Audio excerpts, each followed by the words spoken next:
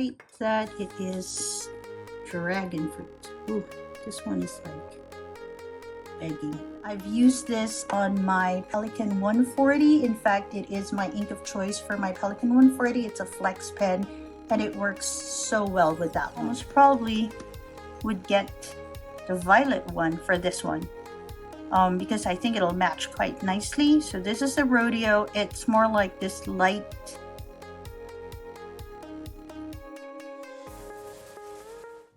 Hi, this is Kai from Kikai Craft, and it's been a hot minute since I did an ink swatching video, and so I'm excited to do that today. This also happens to be my currently inked pens, well, at least part of it. I am currently exploring the inks from different regions via the Inksplorers tour hashtag on Instagram, along with my friend Stationary Stream, Laloon Bunny, Perfectly Mediocre Planner, Read and Write with Casey, or Read and Write with Casey, Girl Ink and Tea, and Desktop Nerd. So we've all come together to explore different inks from different places. First part of May we did Vinta, and this part of May we're doing Troublemaker Inks. Both are Philippine-based ink makers. I have 8 or 9 inks for us to explore today. We will have Foxglove and Milky Ocean. So as you can see, I have samples of these inks. I got them from a local shop called Mitsu Living. I'll put a link down below in case you're interested and you're in Jakarta or Indonesia and you want to have some of these inks. We'll also be looking at a few greens. Oops. Okay, I dropped one. We'll be looking at dragon fruit, kelp tea, and copper patina as well. On the subject of green inks, I also have sea glass. So these are actual bottles from Troublemaker, which I got during the Manila Pen Show. So we'll have sea glass, and then we'll have their 3 very new inks. So these are shading inks. They have Sepia Hour, Rodeo, and Golden Orchid. And we are going to swatch those as well. So usually when I swatch inks, I remove the cap and then I have my little eyedropper and I just basically drop and then I press this very ordinary cap. But today I have a lot of my pens inked with these inks, so we'll be using them as our eyedroppers, so to speak. And then we'll go ahead and squash them with this. You will see a lot of how these pens write because they're all in proper fountain pens this time around. So I'm a little excited about that because I don't need to dip so much. That creates a little bit of a messy affair. I am going to scoot you in. Now, as I go through them, I will be discussing how they feel when they write. I have inks that are a bit on the wetter side and a number on the drier side. Troublemaker inks are known to have very dry consistency on their inks. But then I also found out that that is also a bit inconsistent because I have inks that feel wet when I use them, but other people say they feel dry when they use their samples or their bottles.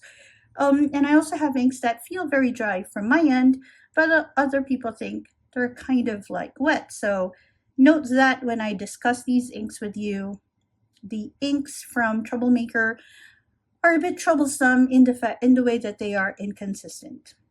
I'll also be talking a little bit about the pens, most specifically the nibs that I have used this inks on, just so you have an idea of how they all are. Okay, let's go ahead and start. We will start with Foxglove. So this is Foxglove. This is how it looks in the bottle. This is how it looks when I just eyedrop it.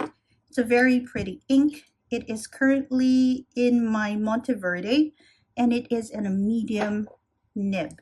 So what I'm going to do is I'm going to unscrew the body and simply push ink out. This is one of my favorite inks, actually, Troublemaker inks. Okay, let's squish a few. Apparently this is almost empty. Okay, let's screw that on first, and let's go ahead and squish it. There we go. Oh, look at it. It's such a lovely purple. This is actually one of my favorite purple inks. It's quite a standard ink. It doesn't have it doesn't have any shimmer, it doesn't have any sheen. I have to say though that it feels like there is some shade going on. All right, so let's go ahead and write foxglove on it. It feels a little dry in some paper. I'm currently using the Maruman paper, and it feels like it's sort of dragging on this particular paper. But when I use it with my, say,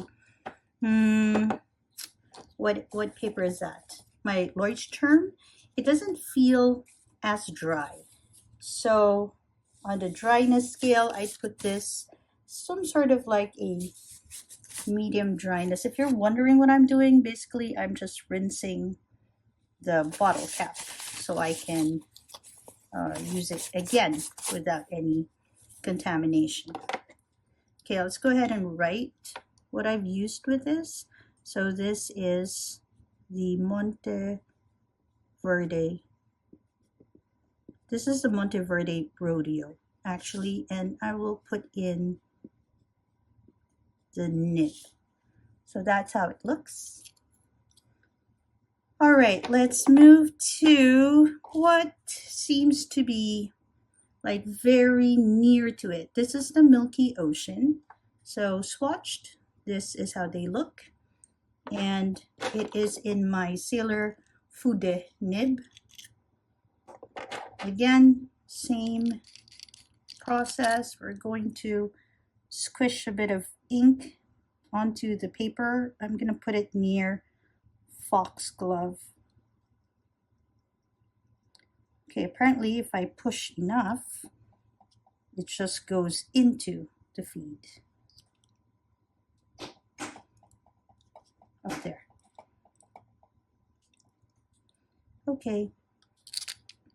So yeah, it is my currently inked, but it would seem to be just that, meaning most probably will need re-inking after this video. All right. Okay, that works. Let's go ahead and rinse this as I wait for that to kind of dry. All right, let's go ahead and write what it is. This is the, oops. Huh. Okay, let's try that again. Well, let's make that into a butterfly. There. All right, so this is the Milky Ocean. And it is on a Sailor Fude.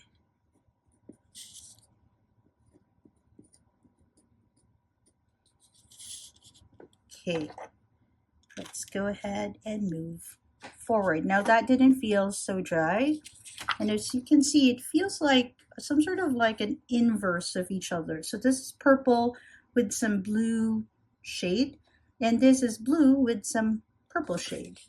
So that's interesting. Let's move forward. Done with Milky Ocean.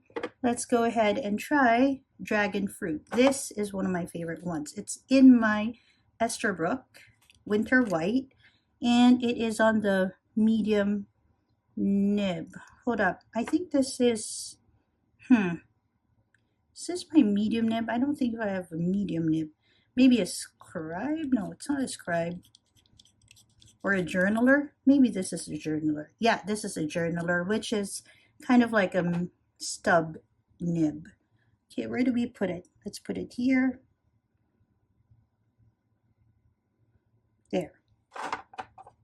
This is a really nice bright pink. Okay. All right, clean. Squish. See? Nice. Okay, let's go ahead and rinse this a bit as we wait for that to dry a bit. So basically I rinse this and I just wipe it here. So if you're new to swatching, this is one way to do this. Okay, and let's go ahead and rate that it is dragon fruit. Ooh, this one is like begging to be used for this. Dragon fruit. And it is on an Esterbrook journaler.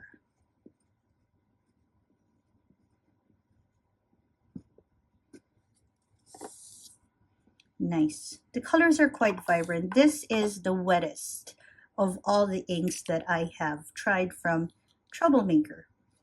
The rest, I would say this is the wettest, and these two are the next, I suppose. All right, let's move forward. Okay, so let's go for a few greens. We'll go for kelp tea, copper patina, and sea glass. So kelp tea and sea glass tend to be towards like the shading kind of ink. Copper patina has some shimmer to it. That means it has like little glitter. Okay, let's start with kelp tea. So kelp tea is on my Esterbrook Junior, and this is housing, I think, an extra fine nib. Yep, it's an extra fine nib. Can you see it? I am enjoying Esterbrook's nowadays, and this extra fine nib is one of the smoother extra fines I've experienced. Okay, let's go ahead and put a little drop there, and maybe another one there. Because this, I like kelp tea a lot. Oops. Okay, to avoid bubbles, I try to make that ink travel. And then I sort of push it back up to sort of remove all possible bubbles. All right, let's go ahead and squish it a bit. All right, okay, I think that's good because I want to compare all the green inks here. Okay, so kelp tea is like a moss green, like kelp, I would think, with a little bit of brown in it. Sorry, that rustling sound is basically me trying to wipe. Okay, so let's see. Ooh, see, it has some brown things happening there. Okay, let's write kelp tea. Okay, hold up. All right. Kelp tea. Do you also kind of say the word when you write them down? I kind of still do. All right, and it is on the Esterbrook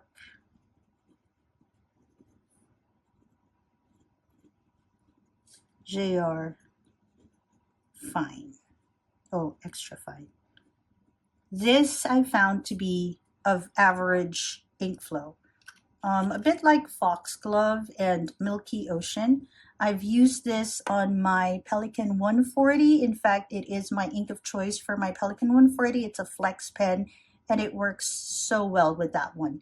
So no issues when it comes to ink flow when you have your kelp tea. I didn't see any issues with Foxglove, Milky Ocean, and especially on dragon fruit. At least for the batch that I got. Okay, let's move forward. Oh, I managed to spill some ink. Let's wipe that away. Okay, so let's go and try. Let's go for copper patina. It's on my, this is a PensByCasey pen. It's a bespoke pen. I talked a lot about my bespoke pens. I'll leave a link up there for that. Okay, so copper patina has glitter on it. Technically or artistically, it's called a shimmer ink because it's supposed to produce a bit of shimmer when you write with it. Okay, so this is a PensByCasey bespoke pen, but it is housing a Jovo 6 nib from Kasama. And you know it's from Kasama because it has the logo of Kasama, which is the coconut tree. But I like the combination because this is Bali Beach Mornings, and so because it's all about beaches, it's nice to have a bit of some tropical trees going for it. Okay, this again is copper patina. We are expecting a little bit of shimmer or glitter. So when I know that an ink has a shimmer, I try to put in a lot of the ink on the paper because I want to see all the shimmer. Okay, let's go ahead and write. This is copper patina. Again, the flow is quite wet on this ink. I'm using a broad nib. Okay, let's just go ahead and write that it is a Jovo or Yovo. Some people correct me on that. Broad. Looks very nice. So far, I have yet to encounter a dry ink. All these are either very wet, or this is also wet, or of average flow. No issues at all. Let's go move forward to, hold up, cat hair. Okay, let's move forward to sea glass. So this is how the bottles look minus the ink stain. Let's wipe that away. Okay, apparently I cannot remove that ink stain anymore. It is there forever. But this is how it looks. There are kind of like two logos happening. One is the Troublemaker ink right there, and one is a very cute one with those two sort of woodland characters. Okay. Again, sea glass. Oh yeah. So this is how the box looks. Very nice. And this is how the bottle looks. So it's a plastic bottle. This is the 60 ml version. They have a lot of very cute characters. Oh, and this one is Alibata, which is an old Philippine script. Okay, let's put that back. It's the same for all of these, just so you know. Okay, this is sea glass, and I am using the Esterbrook Techo nib on this. Let's put it here. Okay. Again, let's fix that a bit. All right.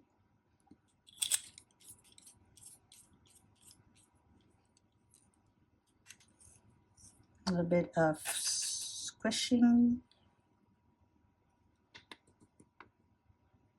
Oof, nice. This is more like a green.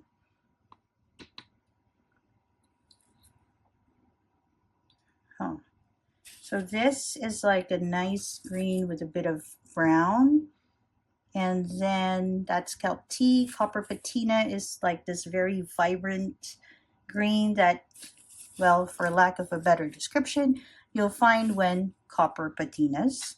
And this one, again, this is sea glass. It looks very much like a very green kind of green, like a dark green one. Where do I write sea glass? Oh, maybe here. This sort of shades too when you write with it. This is my favorite Techo nib. Okay, so let's go ahead and write that nice and big. Sea glass. Okay, and let's go ahead and write under that it is an Esterbrook. Okay, I didn't realize it was tricky to write like this. And let's write techo with thin lines. So those are the 3 greens.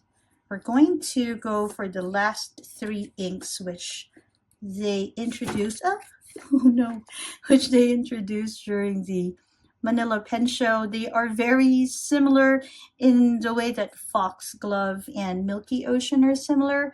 They sort of, I don't know, it's like a gradation from one to another. You'll see what I mean once I start swatching with them.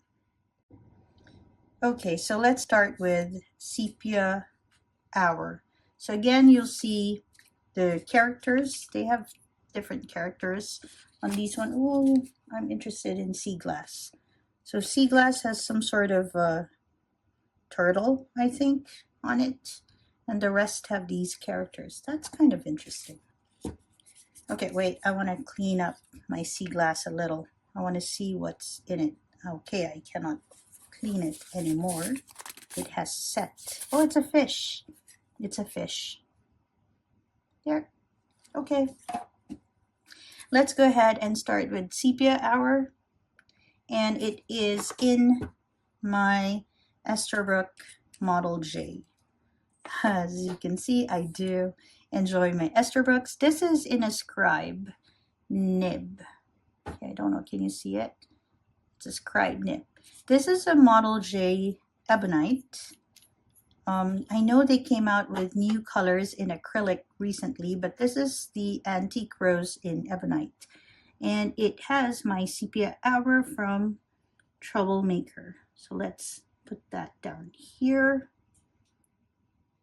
Let's put it back on. All right. Let's see how this one looks.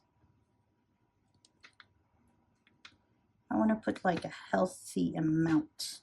Okay, so as you can see, it's quite like brown, and later you'll see that it will have some sort of like purple tones to it. Hold up.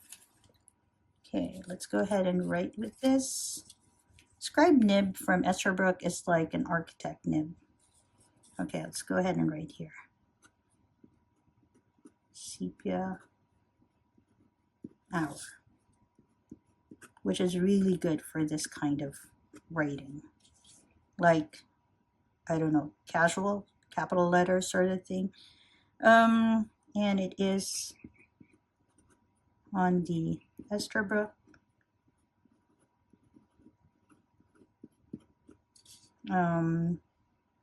scribe. Okay, I know I've spoken a bit about this on the channel. I'm going to scoot you out just a little bit. About how the nib and the ink and the paper all work together.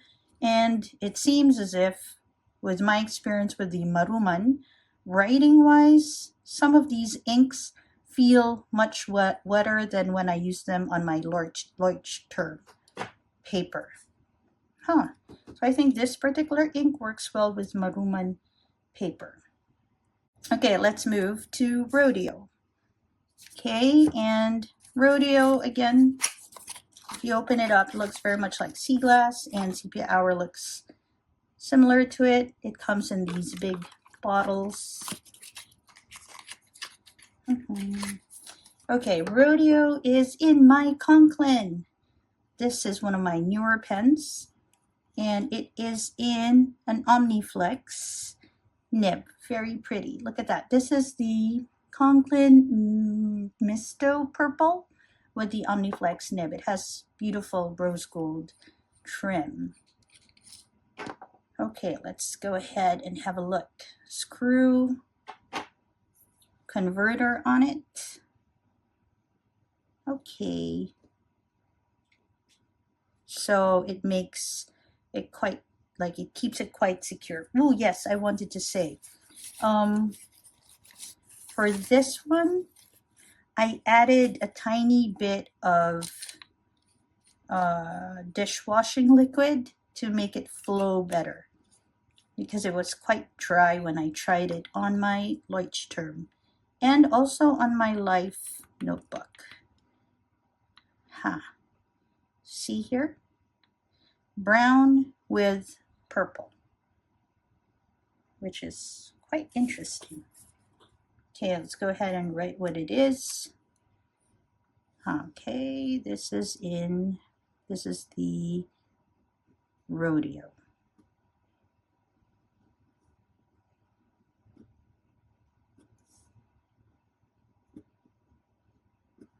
And let's go ahead and write that it is in a Conklin Omniflex. It's quite nice to swatch inks and use actual pens for it, because it'll write quite differently when you use a glass nib. Okay, right, there you go. See, it's very similar, but this one is like a bit more towards brown, and this is a bit more towards purple. Now we'll go for the last one. This is a bespoke pen, or a kit pen. I'm actually not very sure now. From Promise of Spring, a Philippine pen maker, and it uses only short cartridge. Now in this case, since I don't have anything to turn with, I'm simply going to press the ink out. Okay, it doesn't want to work that way. Let's remove it and press straight from the cartridge. There. Okay, let me just put another one, because I do really want to see, okay, how it looks. You gotta be a bit careful when you do that. You don't want to ruin your feed or anything. Okay, where is that? Okay, this one is much darker purple, much darker than, say, the rodeo. Okay, let's rinse that bottle cap, and let's go ahead and write what it is. This is the Golden Orchid. Okay. I actually am not very sure what nib this is. It's according to Tere, who makes these pens, she uses Chinese nibs for these. So it just basically says Genius Iridium on it. Okay, if you can see it. Okay, it doesn't tell me what size it is, but I'm assuming it is a medium. I'm just going to write that it is a Promise of Spring pen.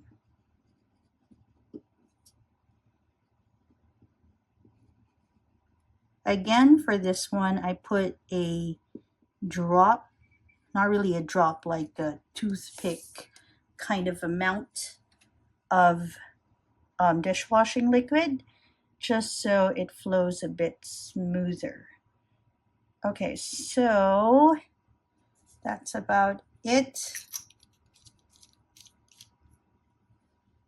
I'm gonna scoot you out just a little bit so you see all the inks. There you go. I do want to write that it is a Troublemaker selection. I'm going to use the journaler from Esterbrook to write this. Troublemaker.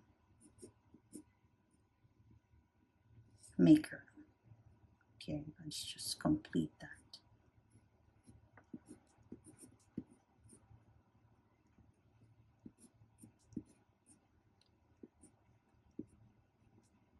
As you can see, this is quite a wet color. I did not add anything to this to make it wet. I did on these two though. And I'm actually not sure if I did for sepia hour too. I might have, because the first time I used these inks, they were very, very dry. At least they were on my, hold up, on my Leuchtturm. Troublemaker Inks.